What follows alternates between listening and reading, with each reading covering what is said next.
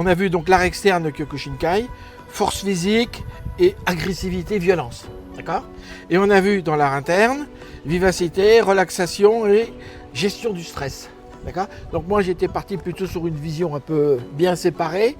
Et je me suis rendu compte que Sensei Benoît m'a recadré plusieurs fois pour me dire attends, Taikiken, c'est un peu des deux. D'accord ? Kyokushinkai, c'est l'attaque. Qu'est-ce que ça suppose comme entraînement ? La condition physique, la condition physique, d'accord, hein. Plutôt jeune que vieux, du coup, pour être efficace. Un entraînement athlétique avec le cardio et le muscle. D'accord, c'est la base de l'art externe du Kyokushin. C'est ce qu'on fait en Kyokushinkai dans les entraînements. Et puis, au niveau mental, du courage pour résister à la douleur, pour résister à la peur. Il y a quand même un entraînement mental dans l'art externe. Hein. Il n'y a pas que le physique. Hein. Il faut du courage. Hein. La seule chose, c'est que sans le mental, parce qu'on a vu parfois des combattants, dès le début du combat, ils sont blessés.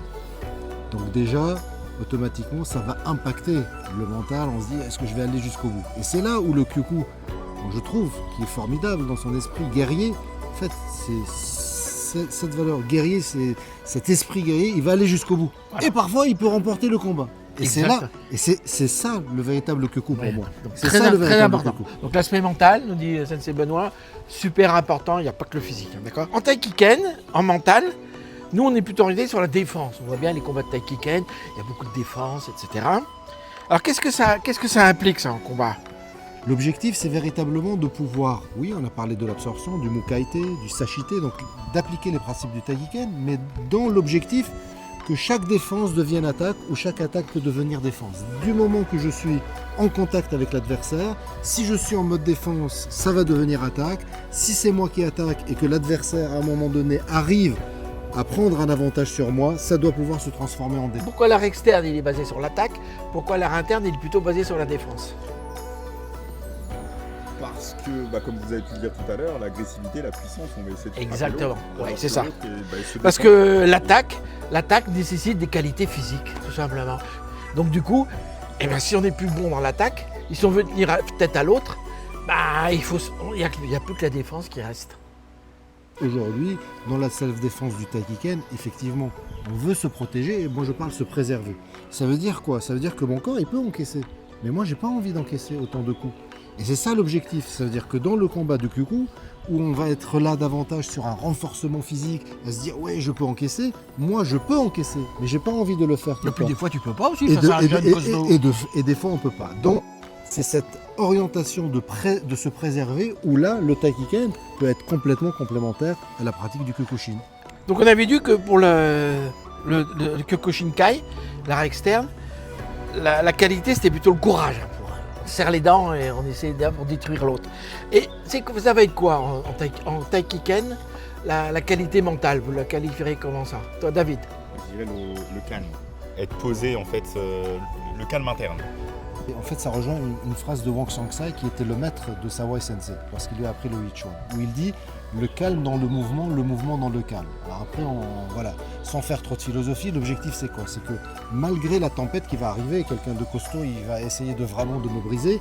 En fait, c'est comment pouvoir à ce moment-là rester calme dans le fond de nous. Et à un moment donné, dans tous ces mouvements que je peux réaliser, comment pouvoir justement garder ce... Donc en fait, c'est le calme dans le mouvement, donc de l'intérieur, ou le mouvement dans le calme. Donc c'est ce principe-là qu'il faut essayer d'appliquer.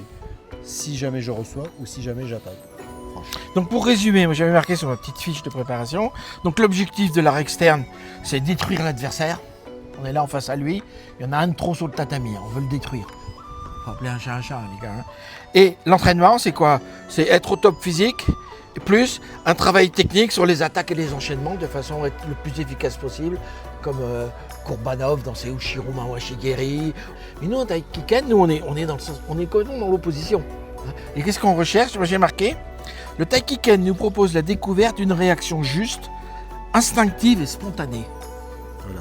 Ça rejoint la phrase de Sawai Sensei, feel it and act. Feel it, c'est sentir, ressentir. Donc peut-être que tu n'as pas encore développé ton point, mais moi j'ai senti déjà une sorte d'agressivité, j'ai senti que tu vas m'attaquer. Et donc je change, je change tout de suite, je ne reste pas dans ton axe d'attaque. Et c'est cette sensation en fait, dans laquelle je vais me mouvoir être spontané, tu as parlé de spontanéité, et c'est tout à fait... Instinctif et spontané. Exactement. Vraiment ce que je ressens. Le Taikiken, en me permettant de bloquer, ça m'a permis d'être plus serein dans les combats où ça chauffe. Du coup, la pratique du combat, elle est plus sympa. Elle est plus sympa parce qu'on est moins stressé. Parce qu'on sait pourquoi. On sait que l'autre, il ne va pas vous en mettre une sans que vous puissiez bloquer. Alors que quand on ne fait pas du Taikiken, c'est chaud. Qu'est-ce que t'en penses, toi, Brigitte? Moi, effectivement, ça m'aide, surtout qu'en tant que femme, quand je suis face à des hommes, j'ai quand même la force qui n'est pas au même niveau. Et effectivement, ça me rassure, j'absorbe et je peux contre-attaquer, je peux répondre. T'es moins tétanisé, quoi, c'est ça? Moins tétanisé, j'ai une meilleure réaction et effectivement, je suis beaucoup plus calme. Moi, la seule chose que je dirais, au-delà de la notion simplement de blocage, j'aime bien le mot intercepter. Ouais. Intercepter. C'est-à-dire une fois que l'attaque va rentrer dans ma zone de sécurité, en fait, j'intercepte.